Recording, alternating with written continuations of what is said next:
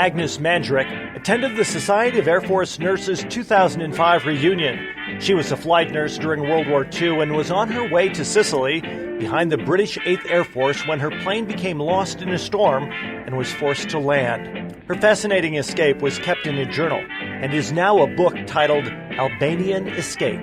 Here is her story. In February of 41, and I was stationed at Fort Benning, Georgia for about 2.5 years or so. Anyway, till I transferred to Arevac in May of 43. I went to School of Air Evacuation, and I was assigned to the 807th Squadron.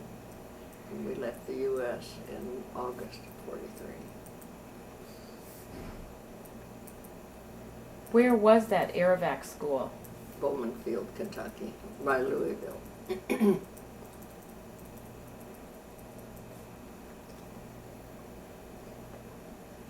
Okay, so and then there we went over a convoy over to North Africa. We were in Bizerti, Tunisia, for about 1 month. And the invasion of Italy took place, and that's what we were sent for, I guess. And we moved up to Sicily and started flying in, picking up patients. And I had a month there. And then I went down to Albania, and I had 2 months there. so you picked up patients in Italy? In Italy. Okay, on the front lines? Well, there wasn't too much of Italy we had at that point. It was invaded in September 43, and about the first or second week of October, we were up there and started flying in there. It was very quiet. We never had an air raid. A German plane never came over Sicily to bomb us. We never saw, there never a sight of them as we flew along that narrow path. Nothing. And I've since read and that the Germans did not have enough planes and pilots to waste them on just personnel. They had to have a good target before they sent out planes to do a bombing, which they did December 2nd of 43. I wasn't there, but that's one of the most disastrous raids. And it took about 37 of our merchant ships that were sitting in the harbor waiting to be unloaded.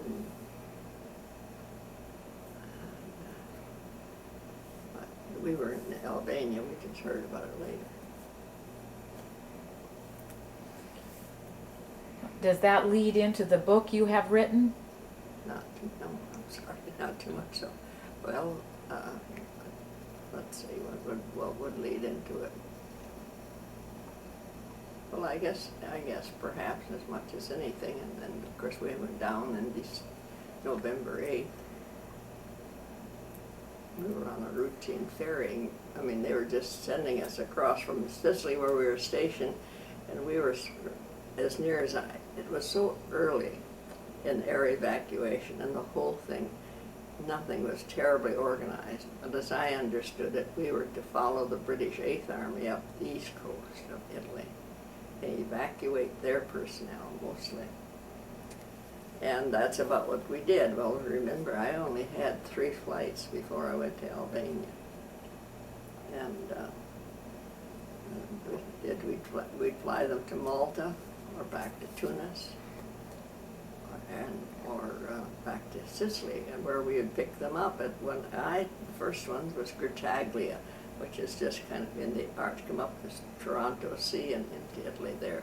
There was an air base there. I don't know if Bari was established yet or not, because the flight I was to go on, or going on, when I went to Albania, I wanted to go to Bari, because it was a different place. And I didn't get there till after I got out of Albania. But it was the one you were asking me about before. Why did I join the Army? To see the world. Okay.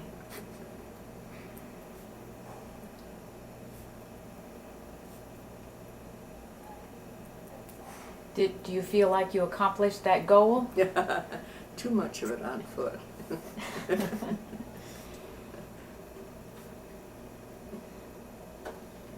Agnes, would you hold up the book that you have written?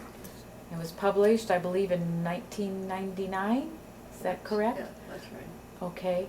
And just tell us a little bit about the story of you in that plane, and just summarize it.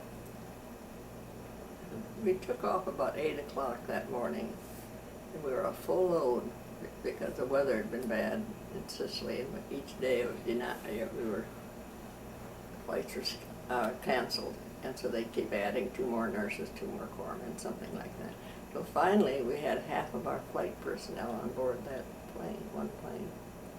13 nurses and 12 of our techs, surgical techs, and the crew of 4. And we took off. It was fairly decent weather, but before we got to our destination, the weather had deteriorated quite a bit, and there were thunderstorms and whatever along the way. I did not know at the time that there were 3 planes flying there. We were but supposedly they often flew in groups of 3, among the things I never got through. And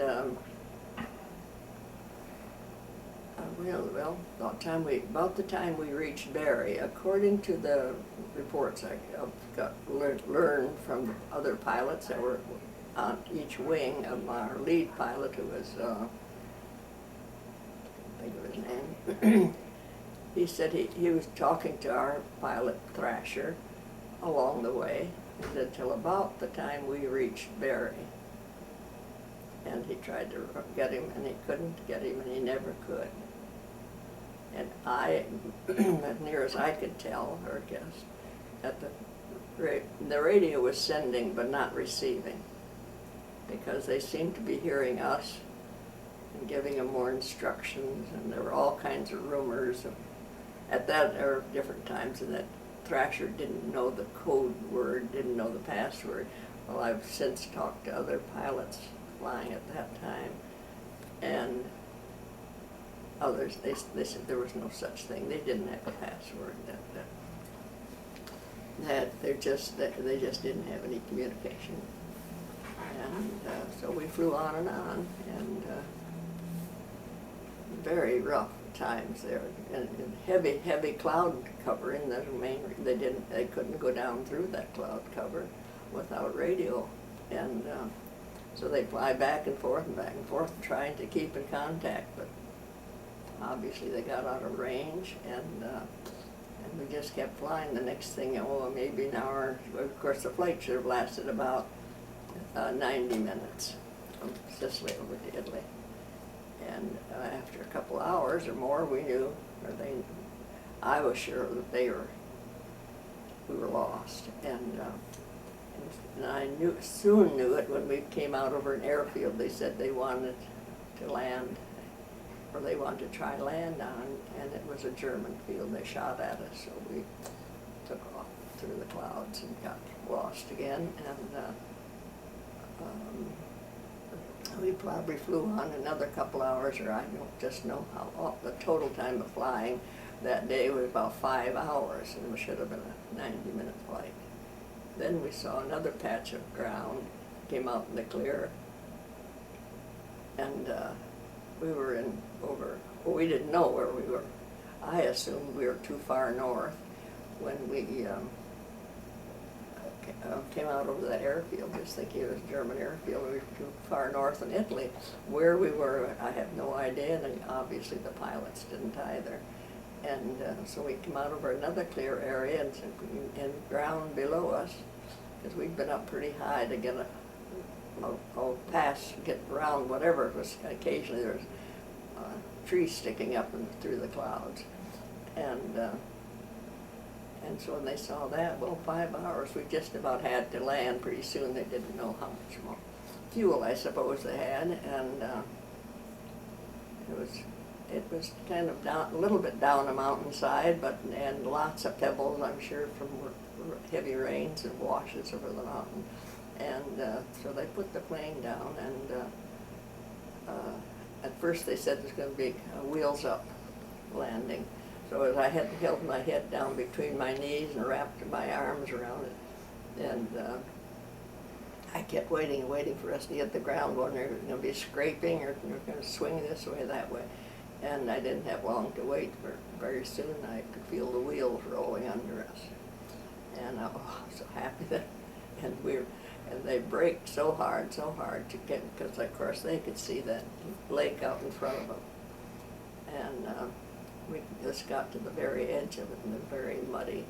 And the nose went down, the tail went up, and our crew chief was sitting in the back, which they shouldn't, or standing in the back, which they always seemed to think they had to do.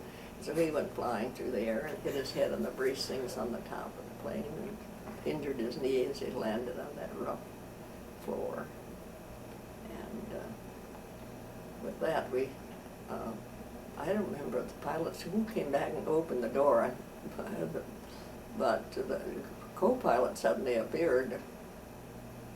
And I was up in the second bucket seat, so I was way up in front, and just had to wait for everybody to get out. And so as I stood up there, I thought, where in the world can we be? There was a big wide valley, and I could see up like a mountain ridge, a small mountain ridge, and I wanted to go around front and see how badly we damaged the front and make any difference. We weren't going to fly that plane out again. And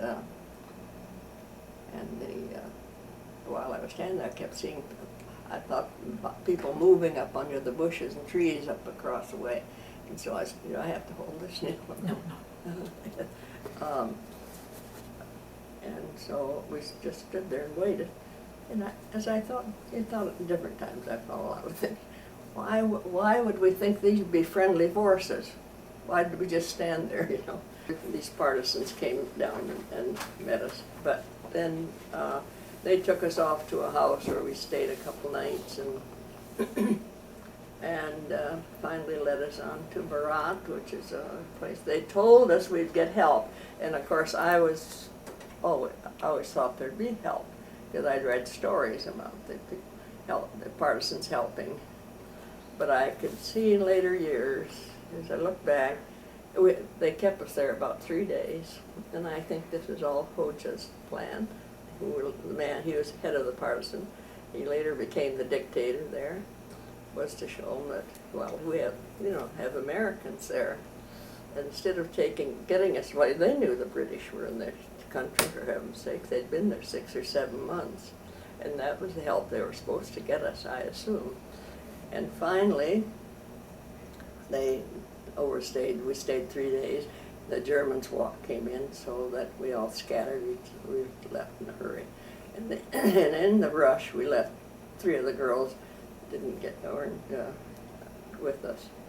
And we didn't see or hear from them again, well, as long as we were in Albania, until they didn't get out. We got out in January, and they got out in March. They stayed with the family that was housing them that night, and they had them all that time. And from there, they'd gotten our note. By the time we got to the British, then we found our own way finally, because got out and roamed around. We'd send a note to the British, and we got the return on the note after we'd weathered a terrible blizzard. And but you walked. We walked all the way. After you had stayed in one place for how many days? In Barat, we stayed about 3 days. And then you started walking. Then we started walking. And how many miles did you walk altogether? Well, they claimed 800 miles, someone more than that, but I think probably that was it. Considering the terrain in that little country. What were you eating? We wore out our shoes. What did you eat? Whatever the people would give us. Mostly little bits of cornbread. Sometimes there'd be a lamb stew, sort of. It had been hot, had been good, but lamb and it's half cold. But any time we got anything to eat, as far as I was concerned, I ate it all, because you never knew when you'd eat again. and we ate very little, and the people were more than generous when you think about it. That's all they had. And they would make a thing of cornbread, and that's what we eat. I know you kept a journal. I didn't start that till probably after. I was with the British for a while, and I decided again, and I got a hold of Stefan, the Albanian, who was been with us from Berat, and he spoke very good English, and so I had him go back over each of the towns that we'd been in, so I had them all lined up, because I only had 3 little slips of paper, and I wrote some little thing after each town to remind me, help me remember what the towns were. We finally got to the British, and they were supplied by air at night, and their planes came from Cairo, and they asked them to send us heavy boots or shoes of any kind, warm socks, scarves, and well, you know, supplying us from Cairo, that's a warm climate. It wasn't the easiest thing in the world, but they did very well, and after we stayed with them 3-4 days, they assigned a lieutenant, British lieutenant, and he took over.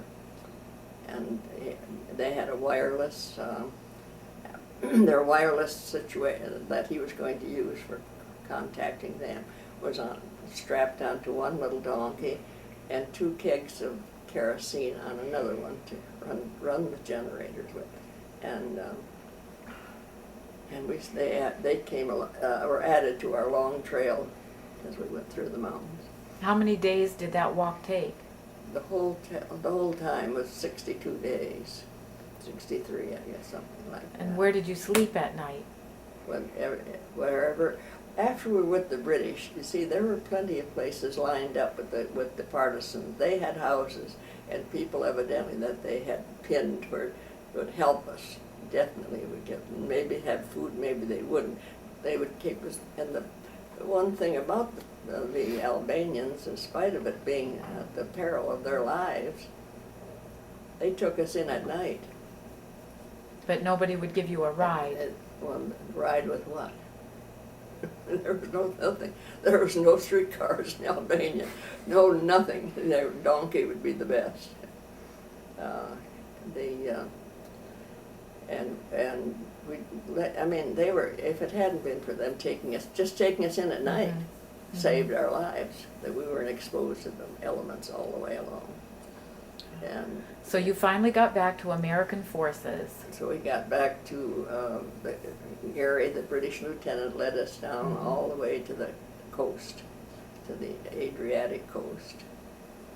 And there they had headquarters. The British were set up there for collecting things that were coming over from Italy, supplies, people, whatever. And they also evacuated through there. And how the Germans were more heavily concentrated on the coast, we were told, but still, they must have had some area in there that wasn't so, because I remember I got down to the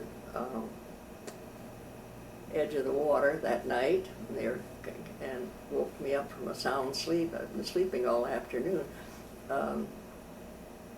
And down there, and I could see this boat out there bobbing in the water, and there was the boat that was to pick us up. And I thought at the time, not very long, because we'd been on a 26-hour march or hike.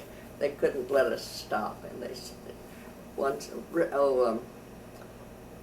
Lloyd Smith, an OSS man, came in, was sent in to help us out. And he didn't get to us until the last couple days that we were with Gary, because the Germans and partisans were fighting along across the area we had to cross. So we had to backtrack and sit up in the mountains and wait.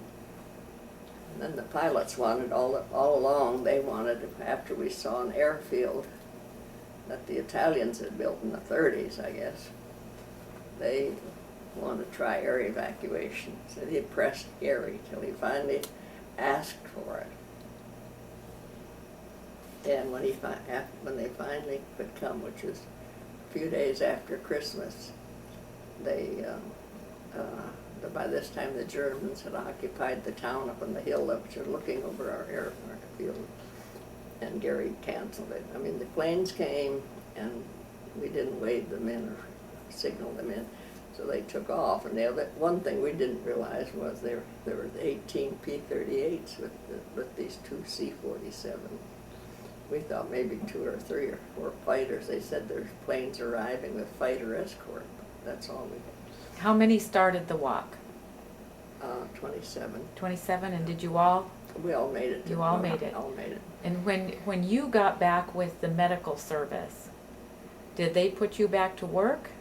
Or Oh, yeah. Oh, yeah. what did you do when you got back with the medical service? After Did you I- get some vacation? Oh, yeah, or we got R&R and vacation, and where did you go? went home, of course, on leave for about 2 or 3 weeks. Back to the United States? Oh, yeah. Okay. My home with my parents in Michigan, and then and we had R&R. Each area had a different area for it. The one I went to was in Atlantic City, which was very nice. And then I was assigned back to Bowman Field in Louisville, and I was assigned to the school. Okay. So I was doing some training sessions. And Did you go back to Europe at all? Nothing. Okay, so you went to Bowman Field and started helping with training. Training and flying sometimes with patients.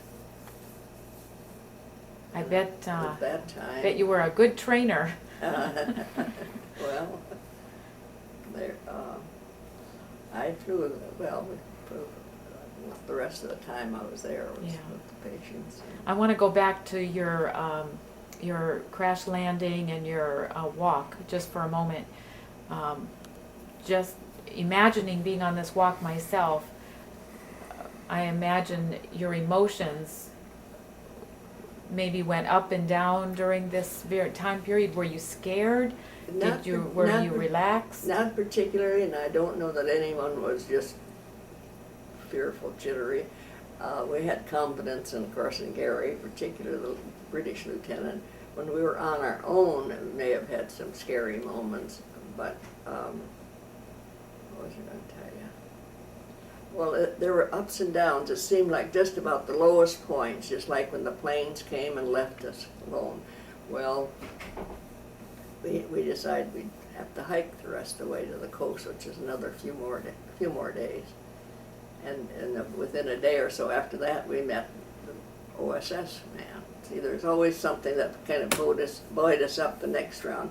Just like when we got all that awful blizzard off that mountain. What was there that night? The pilots came around that we'd finally heard from our runner. He'd come back and found us and said to the British sent a note to come on to a certain town and they'd meet us there. It always seemed like, and I think we really had down moments, but then it always seemed like there was something there that would give us hope and push us on the way. And we were very hopeful. Oh boy, we're going this way, right away we were ready to go. How many of those people are you still in contact with any of those other people today? There's only 3 of the nurses living, 2 others besides me. I saw one of them last summer.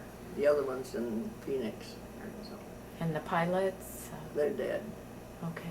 And the radio man, I think, lives in Pennsylvania, and there's 2 of the medics is all that I know is living. One in Boston, one in Oregon, and I've seen both of them once or twice, but that's Okay. I talk to them maybe once a year at least.